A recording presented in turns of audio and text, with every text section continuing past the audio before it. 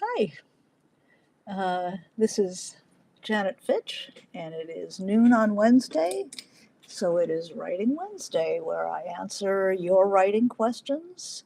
I answer craft questions, any aspect of craft. I will answer psychological questions like how do I get through the day? How do I get my book written? How do I calm down? How do I focus? That kind of question. I'll answer questions about the book business. I'll answer whatever you have. I know that there are other people who have the same questions. So feel supported and cheered up that everybody is going through the same stuff, or everybody is going through something. If not what you're going through, somebody will be. Um, and It's summer here in Los Angeles. We've had a pretty mild summer after the terrible fires that we've had. It's been pretty mild right now, and the rest of the country has taken the beating in the form of torrential rains. And so, if you are in temporary housing or if you have been through that, my great sympathies for you. Um, Today, I thought I would talk about a book I just read that I found extremely interesting and kind of provocative of getting more kind of a less conventional approach to the page and to what you can do with storytelling. And I think that you guys know that I'm a big fan of Miranda July, who is a performance artist. I generally like performance art. As writers, we are sort of doing performance art all the time, but we do it where nobody can see it, which is basically in our heads. Whereas performance artists go out in the world and do it. Our characters do it. So I find it's very, it feeds the process, it feeds the books, it feeds the writing to see what performance artists are doing. I've been, uh, many people have read uh, her book All Fours, which is currently a big book of last summer and probably this summer too. Um, Her characters are unconventional. There's usually a performance artist who's very much like Miranda July, um, and puts herself in situations that will lead to some kind of unexpected um, encounter. Like that's what she is into, some kind of unexpected encounter. All fours, she's going to take a ride across the country and ends up, like half an hour from home, checking into a motel and meeting all kinds of strange people. And the thing about it is, it's an unconventional character, and you wonder, like, why do I care about this? This is somebody who you'll never meet anybody like this. So why do I care? And then she'll come out with some insight about human life that arises from that encounter that um, is worth everybody reading and has something to say for everyone. So it's an interesting experience. I was at the library. My local library has a store. People donate books like crazy, and you can pick up fantastic books for like $1 or $2. And I saw a Miranda July in there, one that I've never heard of. It Chooses You. And what it is, what it is she's worried about the amount of time she spends in virtual in the virtual world. It's written in let's see, it was published in 2011. So already she's worried about how much time she spends in the virtual world on screens and what have you. Um, and she gets in, intrigued by the penny saver. So I don't know if everybody knows what a penny saver is. It used to come in the mail, and people would sell, small objects on it. They'd put, messages, and it was very cheap to advertise. If you um, had under a certain amount of words, it might have even been free. And it just came in the mail. Um, and it there's a nostalgic quality to it because we don't have a penny saver anymore. People don't get sell stuff through um, classified ads anymore. This is a whole aspect of life that's just gone. And so what she does is she's working on a screenplay, and she's stuck. And we talk a lot about writer's block in here, so I always like books about writer's block. And she is trying to get out of this block she has about her screenplay. And she had written a movie called and directed a movie called You, Me, and Everyone We Know, which was a fantastic movie. She's done a few, and I just love those movies. They're really random. They're full of characters that you've never seen on a movie screen.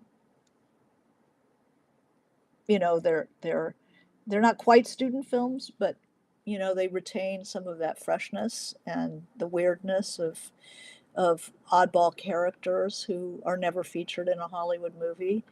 Um, so she's writing a script for a film, and it's not going well. She can't picture what there's a couple, and she can't figure out what the guy does. And so she's looking at the penny saver and thinking about these people who don't largely are not yet on computers, and her circle, everybody's on a computer. So for her to, it already had nostalgic factor in 2011. Hi, Marie. So we're talking about Miranda July's book, It Chooses You, where so she's reading The Penny Saver, and she decides that what she's going to do is go and buy whatever little object is being sold at very like far flung corners of Los Angeles. Los Angeles County is a huge, huge area. Um, it's like a quarter of a state. You imagine the size of your state, wherever you're coming from, and imagine, a third of the state being LA County. So it's going to take in at random a really wide variety of people and neighborhoods and cultures. And she brings a photographer and her assistant, I guess, and talks to them on the phone first, because these are all people, they're not on the internet, talking to them on the phone, asking them about the item, and then she makes them an offer. Is if they would talk to her, let her interview them about their lives, that she'd give them $50 as well as buying the object. Or maybe instead of buying the object, I don't remember if she really buys it. And then she goes out and has a face to face encounter with people. And now, people in 2025, people are avoiding face to face encounters as much as they can. We've bred a generation, I think that the pandemic had something to do with this. We've raised a generation, and we've participated in this ourselves, being part of the world at the moment, where we avoid face to face. People would rather deal with machine. They would rather go in and use the ATM and just get it over with than have an encounter with a human being behind the counter. They would rather do self checkout at the drugstore or whatever, avoiding having a face-to-face encounter with a cashier. Young Younger people really like using a text. They're loath to make a phone call. It's not face to face, but it's real time. You're listening, you're processing as you go. Um, and to them, it feels like you're putting somebody on the spot to call them. So it's a way in which we are pruning ourselves into less and less human contact. And you know me, I'm a great believer in the senses, and you're really cutting yourself off from the senses. You're sending away a mail order, you don't go to the stores, handle things, have random encounters with clerks and other uh, shoppers. And so she's fighting upstream from this, and she takes a photographer. She has people who agree to be interviewed. So that's a small percentage of the people selling stuff on the Penny Saver. But the people who have agreed to it, she goes to their homes with a photographer, and we get to see the person in their home. We get to see the object that they're selling. Like, this is Michael selling a large black leather jacket in Hollywood. There's the jacket, but we get Michael's story, and Michael is in transition, and what's it like, who is he and how long has it been? And it's a Q&A type of setup here. And I just kept thinking, God, for fiction, this is so interesting. I have a character who welcomes the chance encounter, who inquires. I mean, the great thing about a Miranda July book is that her characters, is they are completely non-judgmental and open to the chance encounter. And most of us just aren't, and this was in 2011. I mean, most of us are pretty averse to that. And it's the stories she gets, the people that she talks to, the weird things that people are into. They're just weird. People are weirder than fiction. And it's something that fiction writers should think about when they decide not to encounter physical reality, is that we're starving ourselves of these very, um, I mean, everybody is a little weird. And it's not a fiction writer's device. It is like everybody is a little weird. Um, so Sarah says, hi, Marie. Marie has the day off. Yay. Sarah says, I am completely guilty of the modern aversion to social interaction and phone calls, which is detrimental to be able to write convincing historical fiction. Yeah, because people encountered each other all the time. They had people they liked, they had people they didn't, they had weird encounters that it's hard to come up with that stuff at random sitting at your desk.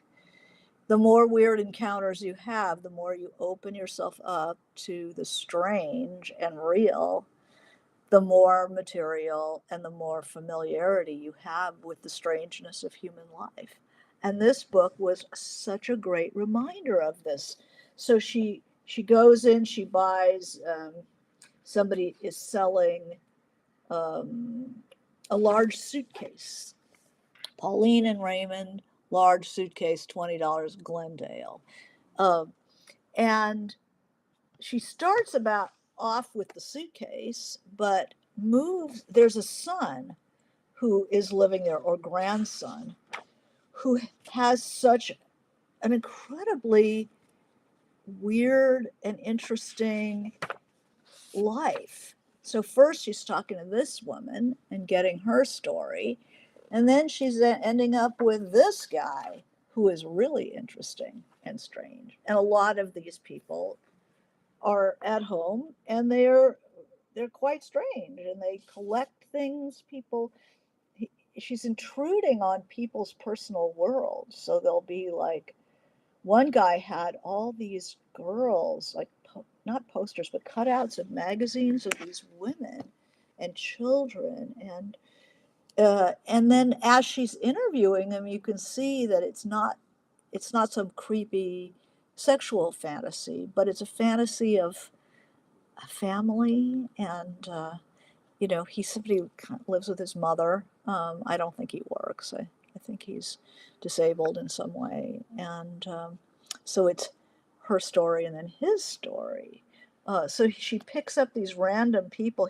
This guy works at a thing, mannequin factory, manufactory, and he had this sort of crush on some celebrity, and then the guy from the manufactory, his boss, made a mannequin that looks like that woman.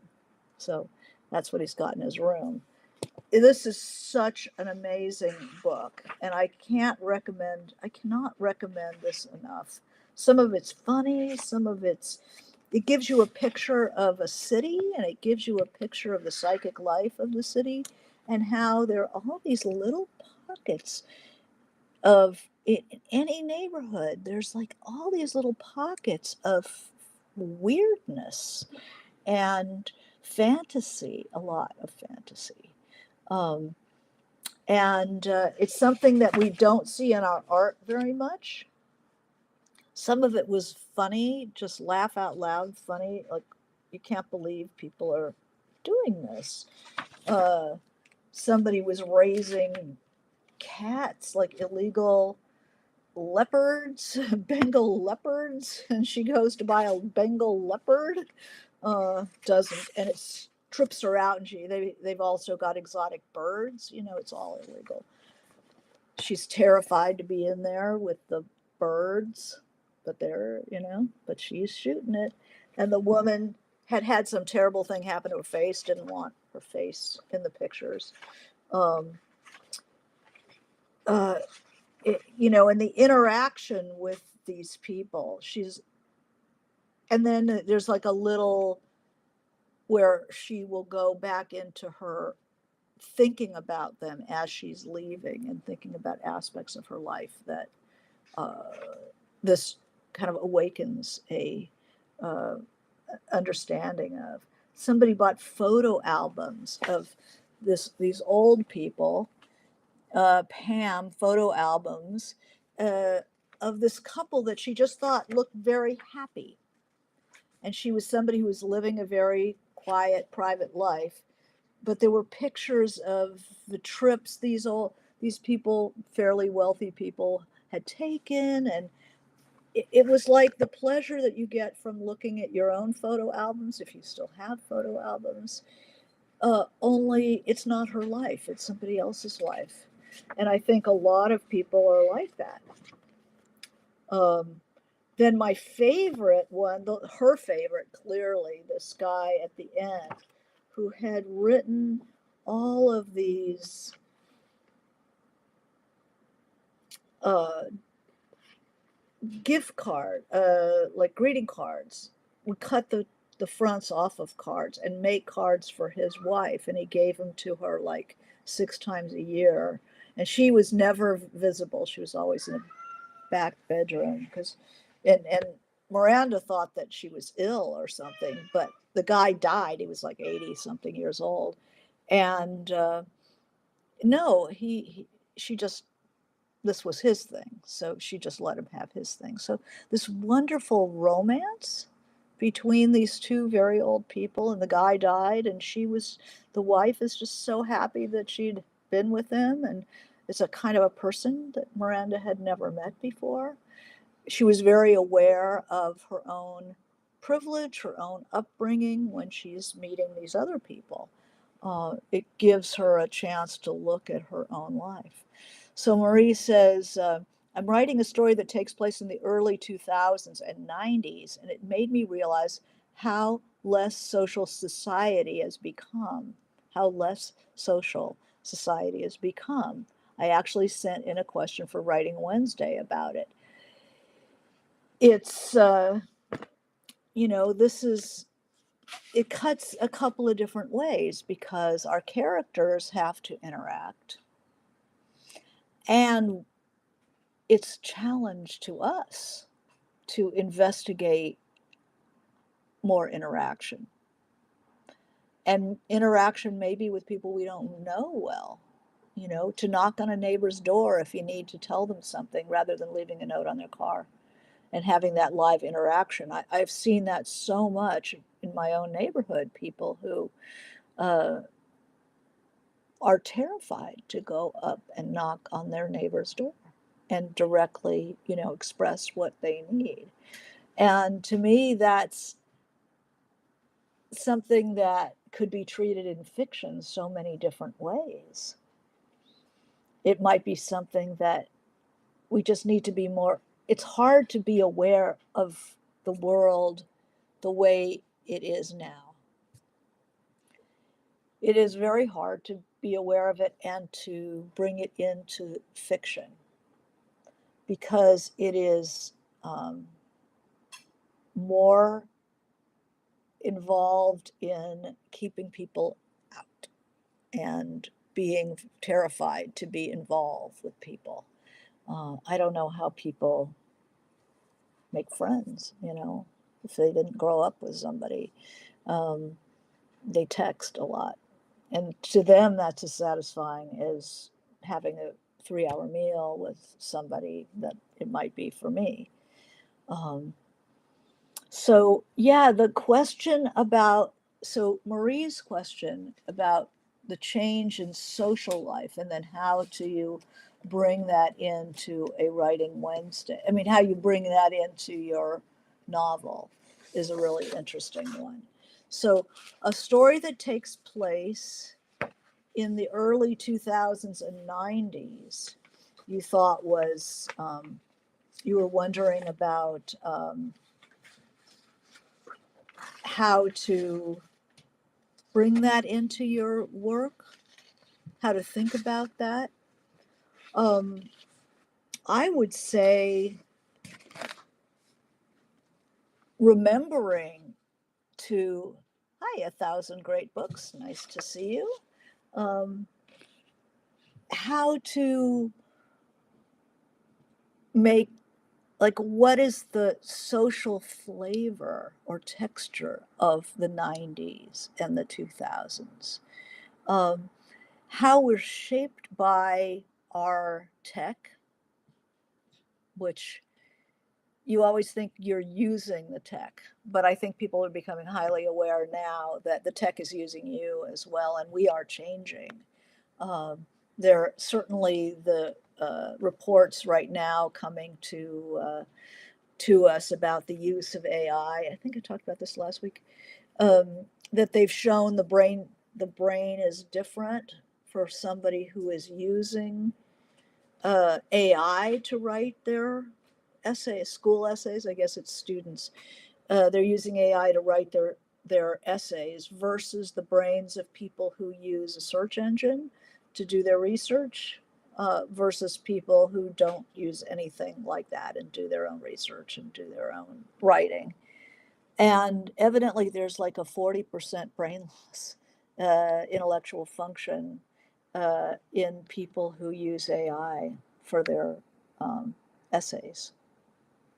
I mean, it's literally the smarter our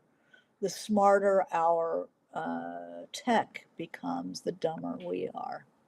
So that's like a warning, but it's also interesting, you know. Um, how would you play that out in fiction if you were writing about this era? Um, it would be interesting to have somebody lose their phone or have it taken away from them or have been hacked and they can't get. I was just hacked. And anybody who looks at my Facebook author page will notice that I can't get into it anymore because I got us into a scam. But if you are in a generation that relies entirely on AI and on text and on, a mediated experience, and then the mediation is taken away for some reason, how frightening life might be. I don't think people are writing about that yet. Uh, so 1,000 great books. I don't know your name, but yeah, the MIT study confirms that students using ChatGPT solely for writing essays are getting dumber. Yeah, stu well, and teachers are having to use blue books, and have people write their essays in class by hand, which is hard because students don't know how to use cursive anymore. So they don't write very fast either. Um, it's just the more we rely on our machines, the dumber we get. And the less we know how to do things. And instead of judging that, this book that I'm reading, Miranda July, what she does is she's just curious about things. So she used the penny saver, and one of the questions when she interviewed her subjects, she asked them if they have a computer, and some of them did, some of them didn't. This is 2011. Some of them did, some of them didn't, but the ones who didn't use them either. So it's like, and she realizes that she's looking at the last gasp of the non-mediated person, the non-mediated consciousness. And there's so much fantasy going on there, and weird corners of existence that maybe were being homogenized by, not maybe, we're being homogenized by our tech. It's very interesting. So good to meet you. It's Samar. Oh, pronounced summer. Okay. 1,000 Great Books is summer. Nice to meet you. Yeah, so I'm here to answer writing questions, answer questions about whatever you want to talk about. But let's talk about this modern aversion to social interaction, which makes it very hard to write fiction with where there are groups of people talking, because it's people don't know how to have a conversation. I mean, not everybody, but we're unpracticed at holding our own in a conversation and keeping the ball going. Um, it's something that I think, I hate to say it's not unique to Americans, but I think it's accelerated here because we don't necessarily have the tradition of the 6 o'clock Aperol and then the 8 o'clock dinner. That's basically the entertainment for the evening is dinner, that you see in European cultures. Um, Here, everything is fast, it's fast, it's fast, and then what? You have your 10-minute dinner so you can get back to your gaming. Um, I find it what I like about Miranda July is she's curious about it rather than dismissive. And I think whenever you um, come across information like this MIT study, instead of making that make you that it makes you feel dismissive or judgmental of people, to try to turn on your curiosity. It's like, well, what do how would they feel if they have a teacher who won't let them do it? Um, what kind of panic? What kind of shocking, so is it a shocking self-awareness, or is it fury? It exists, why shouldn't I be able to use it? Now we're getting, schools are being tempted slash forced, or teachers are tempted slash forced to teach using AI, because there's a financial side of this for the schools.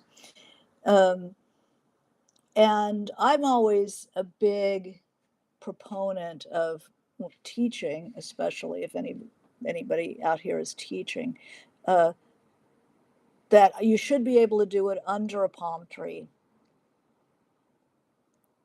without a computer in sight. But I remember being in classrooms where you're in there and it's a multimedia classroom and there's the TV and you were supposed to use all that stuff because they paid for it. And so it's a vicious circle. Somebody talks them into buying it, and so they force the teachers to use it, and then the students think that that's the way it has to be, and new teachers are coming up who don't know how to teach under a palm tree. I think that we should question our use of computers and our use of the tech and our reluctance, not a judgment, but a challenge. And notice how your life is changing, how your social interactions are changing. So Sarah says, oh, here we go. Okay. So Summer says, I'm quite a reserved person myself, stay indoors mostly, and dread going to the office. But sometimes when I go outside, I meet them and I find them so interesting. I end up using them in my story. Yeah, and I do the same thing. We're so addicted to comfort.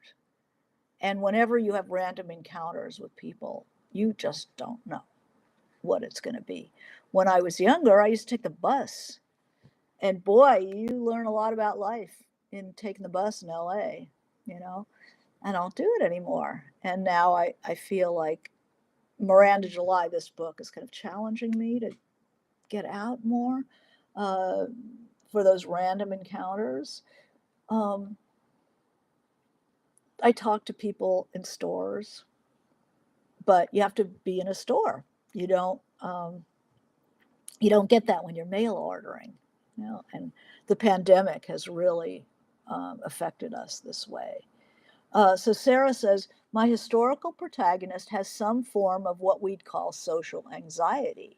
And one of the things I want to explore is how society would have viewed that in the early 20th century. Yeah, much hard, much. It was much stranger back then. I mean, people were in my grandparents' generation. People were in bowling leagues. They were Masons, or Elks, or these fraternal societies. Um, I think that now people who are very active in churches still retain some of that. But for many of us more secular people, especially in the cities, we avoid those interactions. And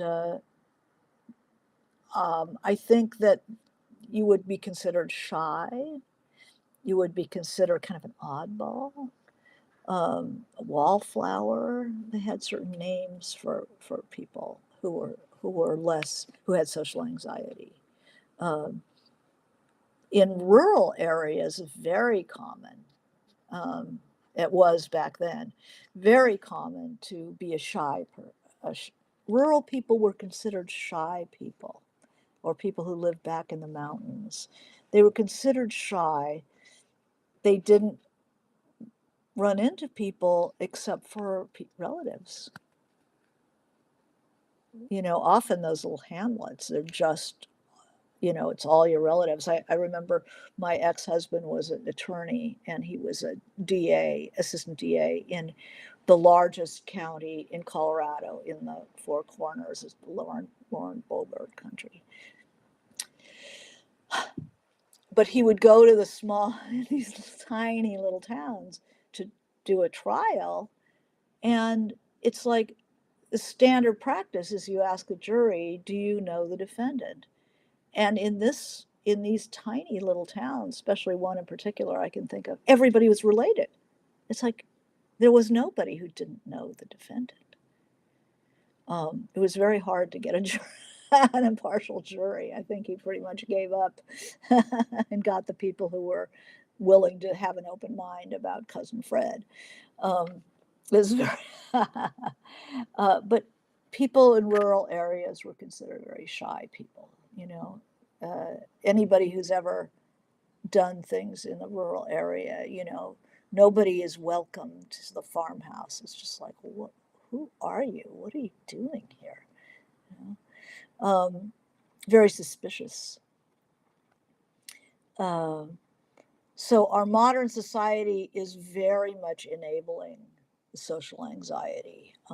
And so it contributes to the furtherance of social anxiety because there's a monetary side to it. The more you're shut into your house, the more they can sell you stuff to mediate with the outside world.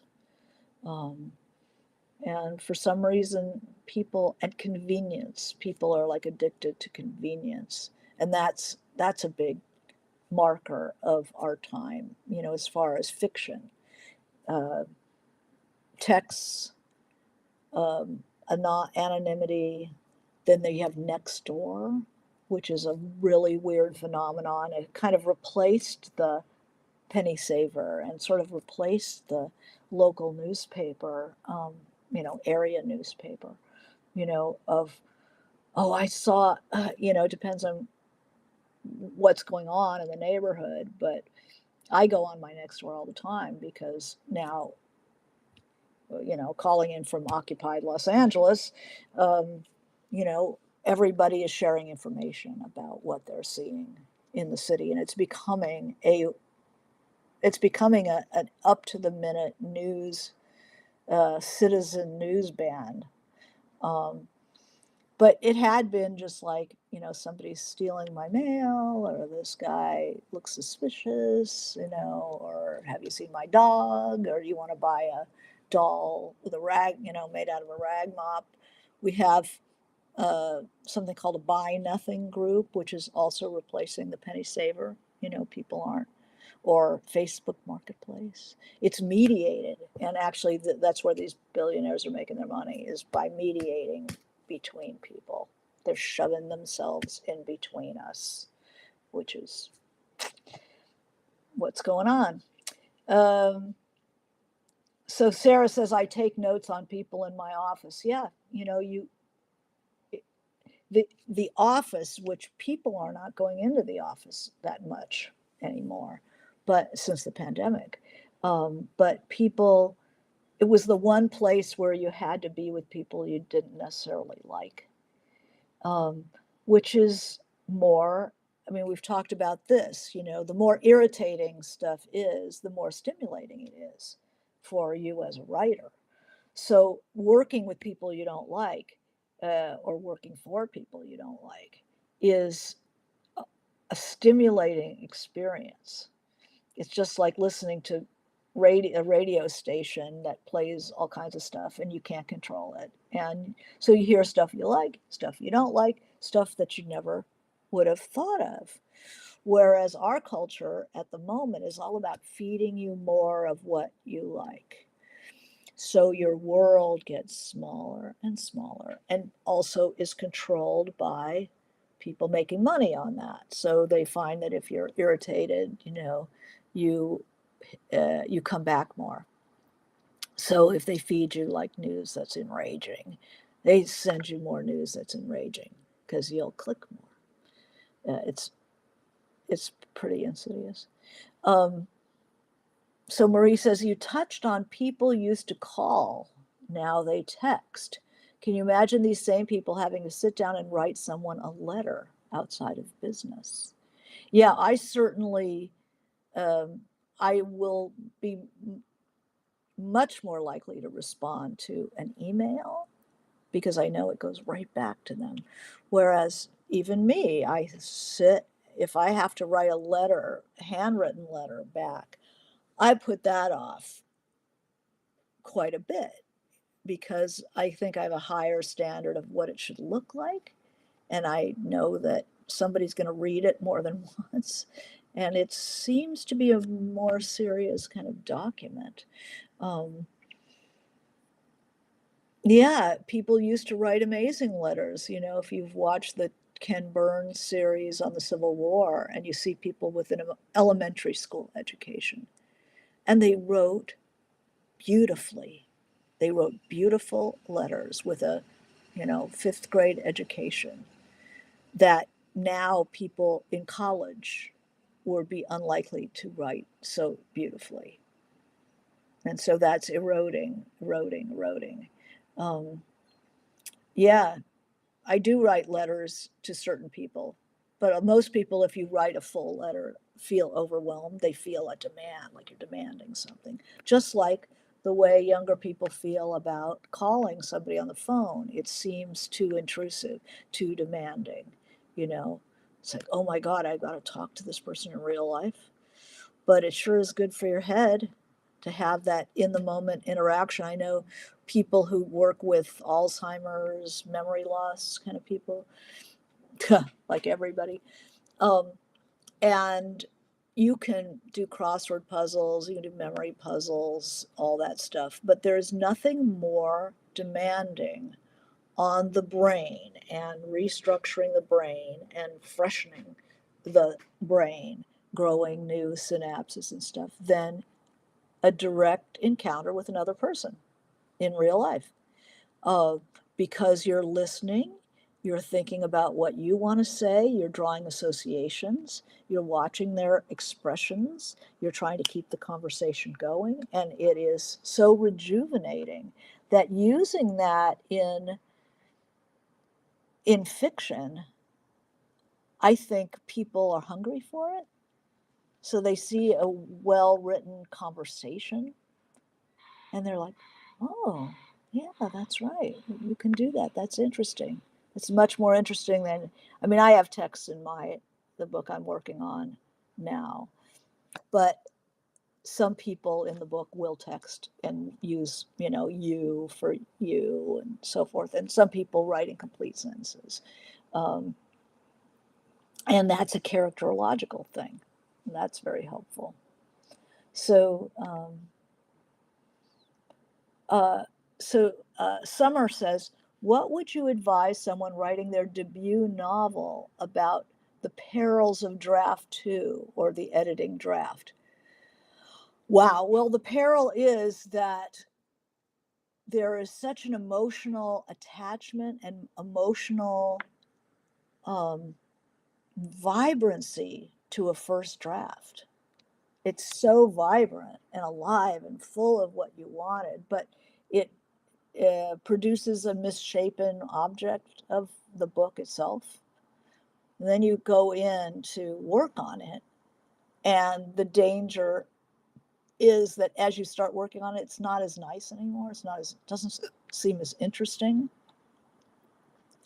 But I saw Maxine Hong Kingston speak in LA many years ago, and she said that the how you feel about making your first draft versus the second draft is the first draft, it had this life to it and it was beautiful, but she says you have to think of it as a foundation, that first draft is the foundation, and then you're going to be building on that foundation, and that second story, when you start hammering this thing together, doesn't look as good as the foundation, but the foundation is not a book. So that was good. That kind of woke me up that the second draft is never looks good, and you kind of have to grit your teeth and you keep reminding yourself, what was it about this material that made me want to write this book, and make sure that you don't erode that. Keep coming back to that, back to that. And no matter if it's a debut novel or it's, you know, your 10th book, it's always going to be a problem, an issue, a part of the process. It's not even a problem, it's part of the process. You experience it as a problem. What if I screw it up? I don't feel it anymore. I'm just making a mess of this. But eventually the book comes together, not just random pieces of the book, which is usually the first has great stuff in it, but um, it's not as integrated as your final book is going to be. So you do have to, sometimes put it back through the blender. Sometimes you can think of it as a butterfly, that has to dissolve in the little chrysalis and then come into itself. That caterpillar is not suitable for framing, even though it was really cool that it has to melt together and then come back. Yeah, the peril is to lose confidence in yourself. So you have to just know that it's part of the process, and the scariness of it is also part of it. And the more you go through it, the more it doesn't help, but at least you recognize it. When I'm going through it, it's like I've been here before, and it somehow came together. So I have a little more confidence. So I think that's the peril, the biggest peril is losing confidence and needing, that's where a writer's group is really, if you have a writer's group, is really helpful, because they saw your vision in the first draft. So they know what you're going for, and you can use them as an anchor when you say, I've just ruined this thing. I have no idea what I'm doing. They'll go, yeah, remember, this is about, your terror as a young adult on your own, um, with nobody to turn to. And that is really scary. And you did that really well. And don't lose that part. So you remember, oh, yeah, that's hard being a young adult. It gives you an anchor. So anyway, I can't recommend this book enough. I love Miranda July, even though this is nonfiction, but it gives me so many ideas, and we're always looking for a new idea. That books that I like, that I'm going to like, that are just, but I'm not learning anything. It's better for my writing process to read things that are going to give me ideas. And this book was just so full of ideas. I really admired it. So, anyway, I think we're done with another Writing Wednesday, but I wish you good writing, and try to be aware of the mediation between yourself and the world that your tech has kind of instilled in you, and that nervousness about contact and being in contact with people.